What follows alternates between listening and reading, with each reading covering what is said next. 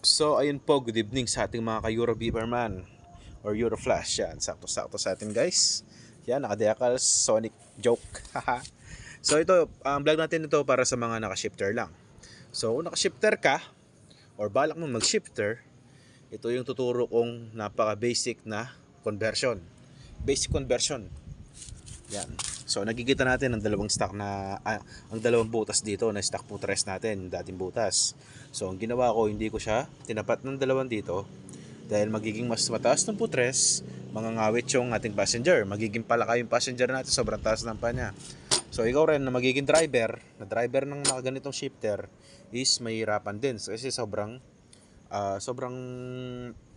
nakabend na yung ano mo, tuhod mo. Tapos pagdating naman dito sa baba, yan, nag-add tayo ng additional flat bar para sa bracket natin. Nirekta natin sa swing arm.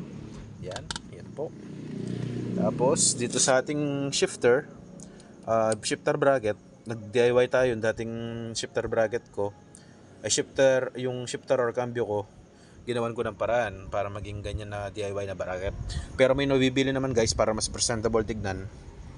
Mas maganda, mas recommended ko yun. Dako tayo sa right side ng ating shifter. So ayan, pagdating dito sa right side ng ating shifter guys, no, ganun pa rin. May bakanting isa, nilagyan ko na ng fuel tank or fuel tank, brake fluid, brake fuel tank na ano, para dito sa ating preno. Yan. Tapos ganun din ang ginawa natin, bracket. Yan, para dito. Di ko rin tinaas para hindi maging palaka nga yung passenger natin guys, no. Tapos nagtataka siguro kayo or nagtatanong kayo, ba't di ko pa nilagay dito? Sobrang laki kasi nito guys. Sa kabila, feel ko papasok naman, konting kaskas lang papasok na yun, pero mas maganda, pantay pa rin siya, hindi ba? Kaya ganyan yung ginawa ko, mas recommended ko to. Pero kung sa mga gusto magtiyaga kayo, mas maganda rin yun, marektan nyo yun, tatabasin yung kaha dito, mas maganda yun. Pagdating naman dito sa ating bracket, yan yung bracket, pang RCB rin yan, kasama yan pag binili nyo. Tinanggal ko yung nuts dito para umabot dito. So ayan, dumidikit dyan.